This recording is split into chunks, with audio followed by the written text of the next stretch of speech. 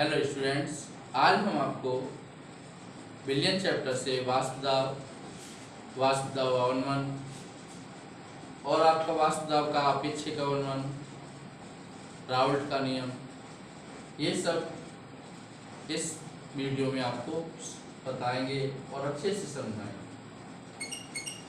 सबसे पहला यही कि वासुदेव होता क्या है, वेपर प्रेशर क्या होता है। किसी द्रव का वाष्प वह दाब होता है जब द्रव की वाष्प का दाब वायुमंडलीय दाब के बराबर हो जाए। यानी जब किसी द्रव की वाष्प का दाब वायुमंडलीय दाब के बराबर हो जाता है, उस समय लगने वाले दाब को वाष्प दाब कहते हैं, वेपर प्रेशर कहते हैं। अब बात करते हैं वाष्प दाब अवनमन।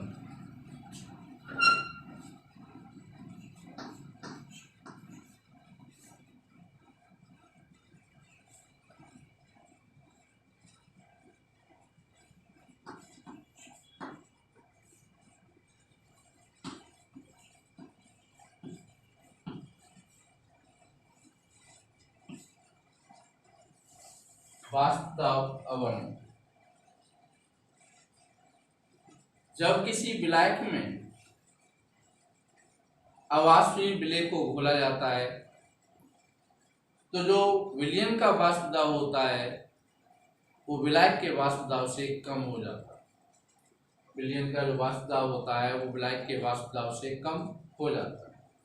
मान लीजिए विलायक का वाष्प दाब P है और विलयन का वाष्प दाब PS है, तो विलायक का वाष्प दाब अधिक होगा, विलयन का वाष्प दाब कम होगा।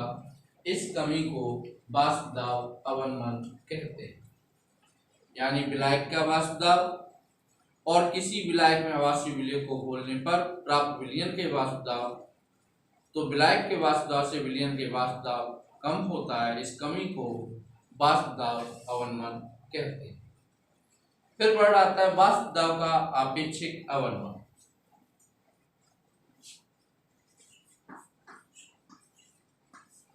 वाष्प दाब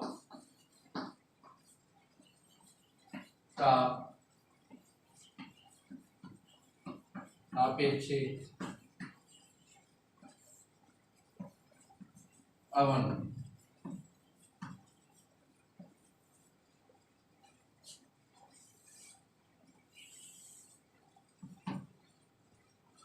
वाष्प दाब का आपेक्षिक अवनमन क्या होता है? वाष्प दाब अवनमन तथा विलायक के वाष्प दाब के अनुपात को वाष्प दाब का आपेक्षिक अवनमन कहते हैं। P minus PS upon P वाष्प दाब का आपेक्षिक अवनमन होता है। वाष्प दाब अवनमन तथा विलायक के वाष्प दाब के अनुपात को वाष्प दाब का आपेक्षिक अवनमन कहते हैं। इसे वाष्प दाब का आपेक्षिक अवनमन कहते हैं। अब बात करें राउल्ट का नियम। राउल्ट का नियम क्या होता है?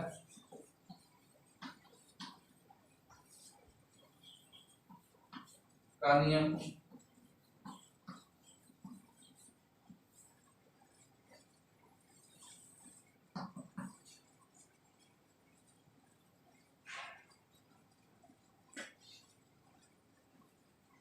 वाष्प दाब का इस नियम, जो राउल्ट का नियम है, इस नियम के अनुसार वाष्प दाब का आपेक्षिक अवनमन अवाष्पशील विलेय के मोल प्रवाह के बराबर होता है।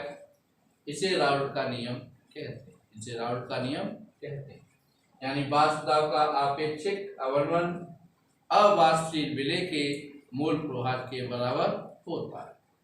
तो इसे अगर फॉर्मूला के रूप में लिखेंगे तो इस प्रकार से लिख देंगे, वाष्प दाब का आपेक्षिक अवनमन P minus PS upon P। और अवाष्पीय विलेय का मोल प्रवाह, अगर हम विलेय के ग्राम अणुओं की संख्या स्मॉल n मान लें, विलायक के ग्राम अणुओं की संख्या कैपिटल N मान लें, तो अवाष्पीय विलेय का मोल प्रवाह small n upon small n plus capital है। तो ये आप स्मॉल n अपॉन कैपिटल है, जहां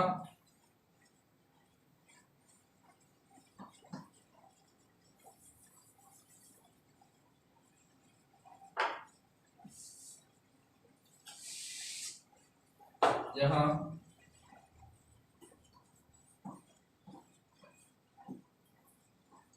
P बराबर विलायक का वास्तव,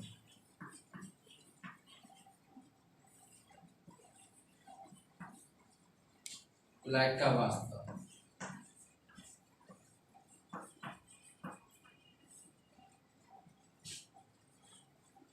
PS बराबर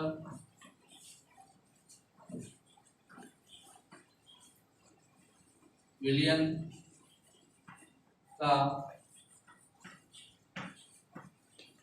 वास्तव, स्मॉल n विलय के ग्राम अणुओं की संख्या,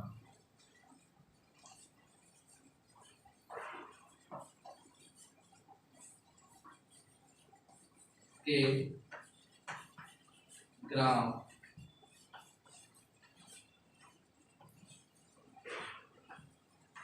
अणुओं की संख्या। और आपका कैपिटल N बराबर होता है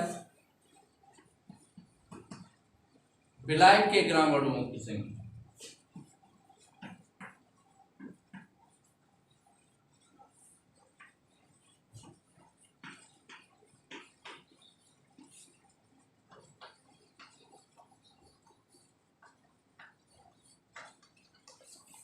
विलायक के ग्राम अणुओं की संख्या। तो ये आपका वास्तव का अपेक्षिक अवनमन है। जब आवासीय विलय का मूल प्रवाह है तो वास्तव का अपेक्षिक अवनमन आवासीय विलय के मूल प्रवाह के बराबर होता है। इसे राउल्ट का नियम कहते हैं। वास्तव अवनमन की सहायता से विलय का व्यवहार ज्ञात करना। तो वास्तव अवनमन की सहायता से विलय का व्यवहार ज्ञात करने के लिए क्या है कि राउल्ट के नियम की मदद लेनी पड़ेगी। और राउल्ट का नियम क्या कहता है कि वास्तव का आपेक्षिक अवनमन आवासीय विलय के व्यवहार आवासीय विलय के मूल प्रवाह के बराबर होता है। तो राउल्ट के नियम से राउल्ट के नियम से P minus PS upon P equal to small n upon small n plus capital N। Capital N की विलय के ग्राम अणुओं की संख्या विलयन में बहुत कम होती है, इसलिए कैपिटल N की तुलना में स्मॉल n को यहाँ नगण्य माना जा सकता है। तो यहाँ पे क्वेश्चन नंबर 1 डाल दिया। इससे अगर हम इसे नगण्य मान लें तो ये आ जाएगा P minus PS upon P equal to small n upon capital N। विलय के ग्राम अणुओं की संख्या जो होती है वो विलय की ग्राम में मात्रा बट्टे विलय का व्यवहार होता है। तो इसलिए स्मॉल n बराबर small w upon small m। इसी प्रकार से कैपिटल N बराबर capital W upon capital M।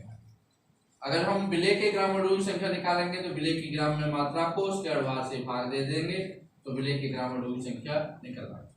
विलायक के ग्राम अणुओं की संख्या निकालेंगे तो विलायक की ग्राम में मात्रा को उसके व्यवहार से भाग दे देंगे तो विलायक के ग्राम अणुओं की संख्या निकल आएगी।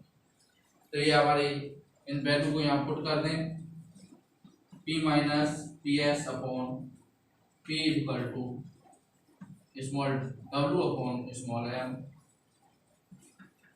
Capital W upon capital. ये ऊपर चला जाएगा, इसका मल्टीप्लाई इसमें हो जाएगा। तो फॉर्मूला का चेंजिंग रूप आपका जो है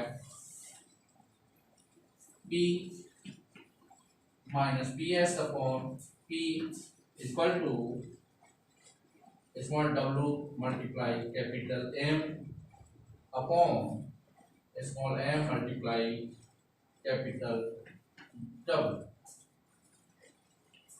अब वास्तविक विलेय का अनुभाग स्मॉल m बराबर आपका आ जाएगा P माइनस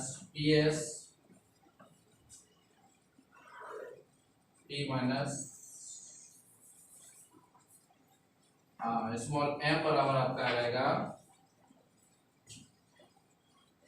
स्मॉल w गुणा कैपिटल M गुणा कैपिटल P, क्रॉस मल्टीप्लाई हो जाएगा और upon P minus PS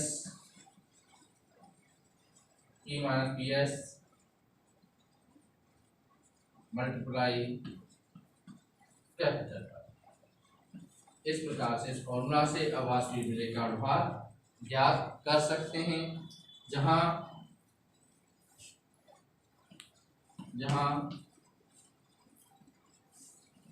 small w विलेय की मात्रा,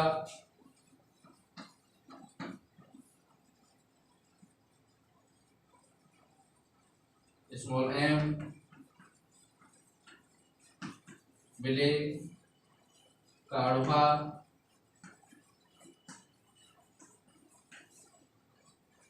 कैपिटल W विलायक की मात्रा, कैपिटल M विलायक का अनुभाग, P विलायक का वास्तव